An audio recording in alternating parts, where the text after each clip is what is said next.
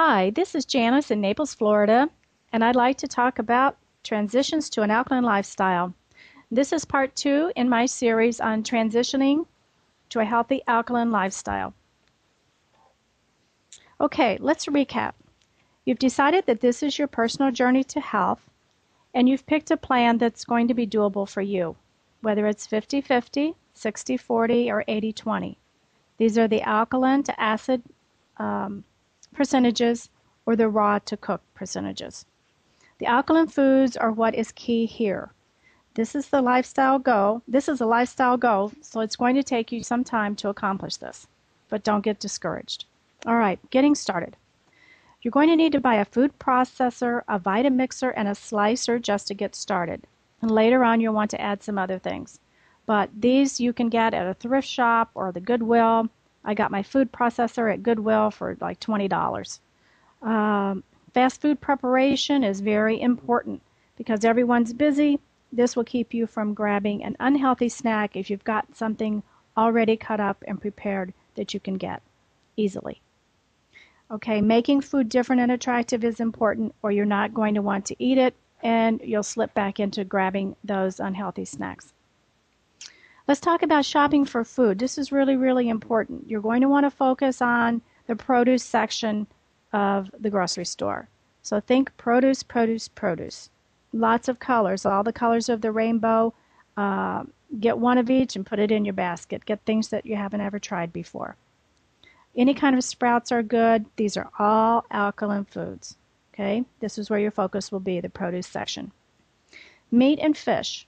You're surprised I'm mentioning this, I know, but I know that you're not going to just completely be off meat and fish right from the get-go. So just keep your portions small. Buy the leanest cut of meat. Buy salmon if you can, with freshwater salmon with no dyes. Meat and fish are both acidic, so this is going to be on the smaller portion of your 50-50, 60-40, etc. Here's some grains that you can eat. Some beans, lima and navy, oils, olive oil. It's going to be really, really big. Cold pressed extra virgin olive oil. Here's some other oils listed that you can use. Nuts and seeds.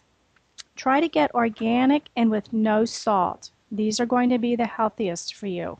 Too many people eat way too much salt. It's one of those hidden things in foods that you don't know you're getting. Almonds are very, very good. You can soak them overnight, drain the water off. They're much easily digestible. Flax, pumpkin, etc. Spices. Most any kind of spices are good. Now let's get creative here. There's a ton of spices in the grocery store. Pick some new ones that you haven't ever had. For salad dressings, organic with the least amount of additives are best, or make your own. Olive oil and lemon juice, absolutely the best. You'll be using a lot of that, believe it or not. For fruit, all berries are low in sugar and great antioxidants. Unripe bananas, cantaloupe, here's some other fruit that you can eat. But keep your fruit to the smaller portions just for getting started.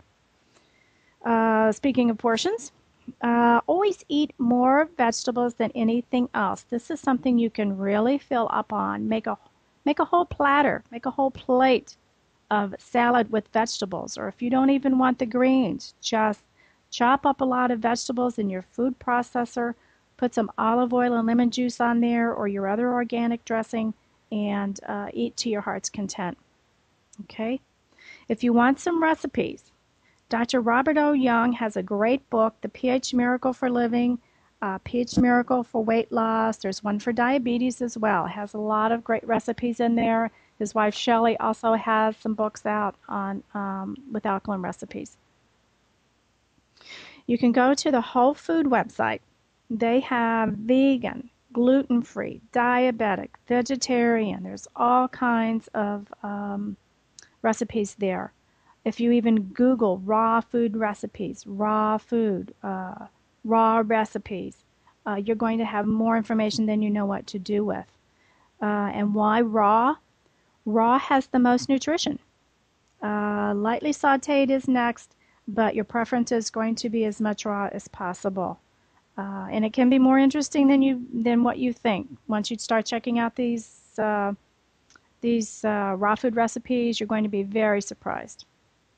So here's some quick tips for each meal. Breakfast, you're more likely to be eating your fruit or fruit mixed in with your green smoothie or maybe some oatmeal. Lunch and dinner would look like this. Some soup, heated just to warm it up. You can put a lot of vegetables in there, chop them up in your chopper. Have a salad, a little bit of fish, or a little bit of meat. All right, here's some helpful strategies for you. Get your kids involved. Let them fix their favorite meal or dish. They can go on the internet and check things out. They love to do that. Make this an adventure for yourself and your family. Prepare foods on the weekend if necessary. This way you'll be set up for the week. Have your chopped vegetables handy for snacks like we talked about before. Then you can munch a little bit before the meal without spoiling your dinner, and at least you'll be munching on something healthy. These are great for after-school snacks for the kids as well. Drink water before your meal, not with, if at all possible. So this means you're going to be chewing your food. Okay, not rushing, taking your time. Water dilutes your digestive enzymes, so that's why this is important. All right, how much water should you drink? Guideline here, 1/2 your weight in ounces per day. Okay, now you're thinking that's a lot of water. And I always tell my clients, well, if you don't like the math, then lose the weight. Sorry, but you need to have a lot of water. It flushes out those toxins. It hydrates all of your cells. Your body will function much, much better. It's so important. Matter of fact, I'm going to do a whole presentation on water. It's just so important. And pH balanced water is even more important. So check out my website for Alkaline Super Greens. It comes in powder or capsules. Those are very alkalizing and can give you a jump start on your plan. And I also have some pH drops that you can put in the water that you're going to be drinking throughout the day. This will help you keep alkaline as well. There's a cornerstone pack that's good for a whole month and is your best value there. And as you keep alkaline during the day, you're going to have less cravings. It takes about 20 parts of alkaline to neutralize 1 part of acid. So that's just some information. Don't let that discourage you. But that's why it's so important to stay alkaline all day long with drinking pH balanced water. Okay, I know I threw a lot at you today, but here's my contact information. If you have some questions or you want to ask me anything at all, need some support, go to www.thebestgreendrink.com, or you can email me with questions at jag.girl@comcast.net. So thanks for listening. That's it for now. Good luck with getting started, and ciao for now.